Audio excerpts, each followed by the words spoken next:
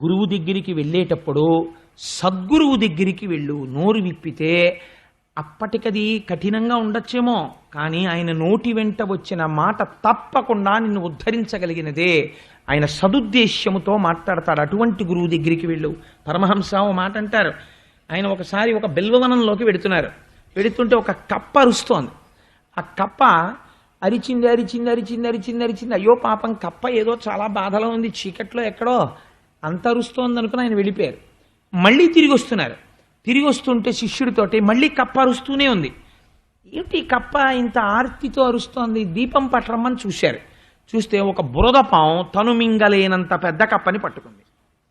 పరమహంస అన్నారు, యోగ్యుడు కాని గురువు చేతిలో పడిన శిష్యుల్లో ఉంది కప్ప అన్నారు. అదేమిటి అన్నారు శిష్యులు. అది త్రాచుపాం అయి ఉంటే ఈ కప్ప చచ్చిపోను, అది బురదపాం కాకపోతే కప్ప వెళ్ళిపోను. అది వదలదు, సంపదు. గురువు అవతల వాడిని ఉద్ధరించడు, వదిలిపెడితే శపిస్తానంటాడు. బురదపాము లాంటి గురువు దగ్గరికి వెళ్ళకు.